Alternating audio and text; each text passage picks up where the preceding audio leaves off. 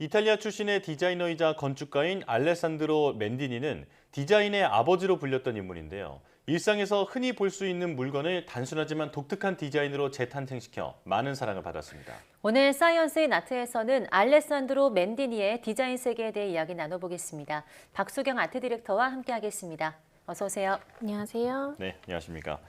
자, 오늘 알아볼 건축가가 디자인의 아버지라고 불리는 사람이라고 하는데 정말 대단한 분 같습니다. 어떤 인물인지 소개부터 해주시죠. 네, 오늘 소개해드릴 인물은 알레산드로 맨디니인데요. 이탈리아 출신의 디자이너이자 건축가로 현대 디자인과 포스트 모더니즘의 선구자이기도 합니다. 네. 런던 디자인 뮤지엄 관장은 알레산드로 맨디니에 대해서 들어본 적이 없더라도 그의 작품에 영향을 받았을 것이다. 왜냐하면 그가 없었다면 우리의 삶은 달라졌을 것이기 때문이라고 이야기하기도 했는데요. 네. 이 디자인이나 건축 또 가구 등을 잘 모르더라도 오늘 맨디니의 디자인을 보면 아마 저 제품하고 익숙하실 것 같습니다. 네, 그 정도로 우리 삶에 굉장히 깊이 들어와 있는 디자이너입니다. 네, 굉장히 궁금해지는데요. 어떤 작가인지 자세히 알아볼까요? 네, 1931년 이탈리아 밀라노에서 태어난 알레산드로 맨디니는 건축학을 공부했는데요. 1979년부터 약 6년간 밀라노에 뿌리를 둔 디자인 잡지 도무스에서 편집장을 역임하기도 했습니다. 이후 이탈리아의 급진적 디자인 운동의 중심에서 현대 디자인을 선도했는데요. 기존의 디자인이나 형태를 재조합해서 새로운 의미로 탄생시키는 리디자인 개념도 선보였습니다. 이때 만든 프루스트 의자가 이 맨디니의 시그니처 디자인으로 잘 알려져 있는데요. 또 상업주의와 기능주의에 가려진 가치와 감성을 디자인의 핵심으로 끌어들이기도 했습니다. 또 알레시 본사, 히로시마의 파라다이스 타워, 또 그로닝거 미술관, 하노버의 버스 정류장 등 건축가로서도 굉장히 중요한 업적들을 남겼고요. 1979년과 81년 또 2014년에 세 차례에 걸쳐서 황금 나침반상을 수상하고 그 외에도 수많은 국제 어워드에서 상을 받았습니다.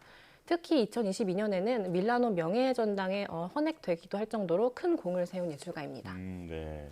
자, 그리고 이분이 이렇게 대단한 명성만큼이나 수많은 브랜드와 콜라보를 했던데 보니까 까르띠에, 에르메스, 스와로브스키 대단한 브랜드들이 많네요. 네, 맞습니다. 모두 정말 이름만 들어도 유서 깊은 브랜드들인데요. 이 맨디니는 세계적인 기업과 브랜드로부터 러브콜을 받고 많은 아트 콜라보를 진행했습니다. 그중에 까르띠에와의 협업을 소개하고 싶은데요. 이 까르띠에 재단에서는 알레산드로 맨디니를 포함한 4명의 세계적인 예술가들과 협업을 진행한 적이 있습니다. 이 당시 맨디니는 까르띠에 창고에서 긴 세월 방치되었던 많은 보석들을 아름다운 조형물로 재탄생시켰는데요. 이 에메랄드와 진주, 또 사파이어, 루비 등 구멍이 뚫리거나 제작 과정에서 손상되어서 사용할 수 없는 보석들을 사용해서 거대한 구조물로 탄생시켰습니다. 이 큰 기둥은 여러 색의 가느다란 기둥들로 구성되어 있는데요. 이 각각 다른 종류의 보석들로 만들어진 기둥으로 이루어져 있습니다. 이 높이만 2.3m로 초안부터 최종 설계까지 약 18개월 이상의 긴 시간이 소요됐고요. 80시간 이상 경화 후에 에폭시 수지에 담근 보석들로 만들었다고 합니다. 이 작품은 2010년 밀라노 가구박람회에서 전시되어서 당시 화제가 됐습니다. 네, 보석, 시계 같은 브랜드 말고도 또 이탈리아 생활용품 브랜드죠. 알레시와도 오랜 기간 작업을 했다고요? 네, 맞습니다. 아마 알레시 하면 와인 코르크스크류로 많이 접하셨을 것 같습니다. 네. 이 대중들에게 잘 알려진 알레시의 명품 와인 오프너가 이 맨디니의 대표작 중 하나인데요. 우리나라의 고 박서보 화백도 맨디니가 본인의 모습을 본떠 만든 알레시 와인 오프너와 협업해서 묘법 색채를 입혔던 사례가 있었죠. 특히 안나 G라는 코르크스크류가 익숙하실 텐데 웃고 있는 얼굴이 묘사된 유쾌한 와인 오프너입니다. 이 안나 G에서 안나는 아내의 이름에서 따왔는데요. 이 오프너의 모양도 아내가 춤추는 모습을 형상화한 사랑스러운 제품입니다. 이외에도 앵무새 형태 등 다양한 디자인으로 와인 애호가와 또 대중들에게 사랑을 받았는데요. 이 맨디니와 알레시는 우리에게 이미 익숙하고 일상적인 물건들에 한층 더 아름다움을 부여하고 기분 좋은 디자인으로 기존의 실용성이 우선이었던 디자인 관습을 깨트렸습니다. 또 맨디니는 알레시와의 협업과 지원을 통해서 새로운 재료와 기술을 시도할 수 있었는데요. 기존의 주방 도구로 사용되던 소재에서 벗어나서 눈에 확 띄는 컬러의 에나멜이나 플라스틱 등의 조합으로 세련미를 더하기도 했습니다. 네, 작품을 직접 보니까 기분 좋은 디자인이라는 말이 실감이 됩니다. 자, 맨디니가 디자인한 제품 중에서 우리나라에서 유독 유명한 게 있다면서요? 네, 혹시 서울대 스탠드라고 들어보신 적 있으실까요? 네네. 네, 그 학부모들 사이에서 굉장히 유행인 제품인데요. 라문 아몰레또 스탠드라는 제품입니다. 동그란 형태의 스탠드가 우리가 흔히 아는 조명과는 좀 다른 형태의 새로운 제품이었는데요. 이 서울대 스탠드라고 불리는 이유는 자외선과 적외선이 없고 또 색의 온도나 빛의 퍼짐, 디자인 등이 눈 건강에 최적화되어서 장시간 켜놓고 공부하기에 좋기 때문입니다. 이 맨디니가 자신의 손자가 꿈을 이루는 것을 소망하면서 만든 제품인데 실제로 손자와의 대화에서부터 이 제품의 디자인이 시작됐다고 합니다. 네, 마치 작품처럼 생긴 조명인데요.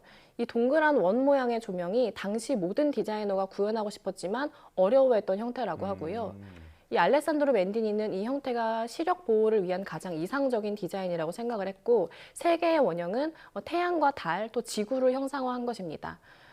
아이들이 켜기 어려운 조명이 아니라 아무리 어린 아이라도 손가락 하나로 쉽게 켤 수 있고 또 눈에 안 좋은 파장은 없애서 아이들에게 최적화된 디자인 스탠드입니다. 네, 그 스탠드부터 그 와인 따개까지 정말 우리 생활 곳곳에 맨디니 작품이 있는 것 같은데요. 또 대표작으로 어떤 게 있을까요? 네, 프루스트 의자가 아무래도 맨디니의 시그니처 디자인으로 손꼽히는데요. 1978년에 디자인된 암체어입니다. 이 디자인 역사상 굉장히 상징적인 의자인데요. 이 프루스트 의자는 일상 속에서 흔히 볼 수 있는 의자를 로코코 형식으로 화려하게 재탄생시켰습니다. 특히 의자의 패턴으로는 폴 시냑의 전묘회화 작품에서 착안해서 직접 손으로 칠했는데요.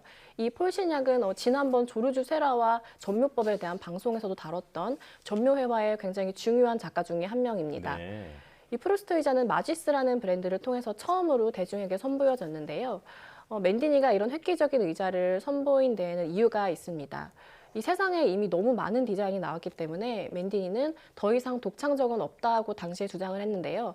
이 구태여 새로운 걸 만들어내기보다는 과거로 돌아가 가장 화려했던 로코코 양식을 가져온 게 아닌가 싶습니다. 네, 거기에 컬러풀한 색감과 그런 것들을 입히면서 특유의 현대적인 미를 더했습니다. 네. 자, 그런가 하면 맨디니의 그로닝거 미술관이 죽기 전에 꼭 봐야 할 세계 건축물의 대표적인 그 건축물이라면서요? 네, 맞습니다. 이 그로닝거 미술관은 네덜란드 그로닝겐 기차역과 가까운 곳에 위치되어 있는데요. 이탈리아의 포스트 모더니즘 스타일의 건축물입니다. 이 기존의 가스를 저장하던 공간을 개조해서 금빛의 타워로 만들었는데요. 소장품을 보관하는 수장고와 사무실, 또 입구가 위치하고 있고요. 이 타워의 바로 옆에는 교육 공간과 카페가 있습니다. 그 외에도 여러 공간들이 있는데요. 이 건축물의 외관을 봤을 때는 굉장히 어지러워 보일 수 있지만 이 모두 작품을 보관하는 공간이나 전시 공간 등 철저히 기능에 맞춰 설계된 공간입니다. 이 네덜란드에 방문하시는 분들은 꼭 한번 들려보시기 추천드립니다. 네, 오늘 작품들을 살펴보니까 우리가 모르는 사이에 맨디니 작품이 뭐 우리 삶의 곳곳에 있는 것 같습니다.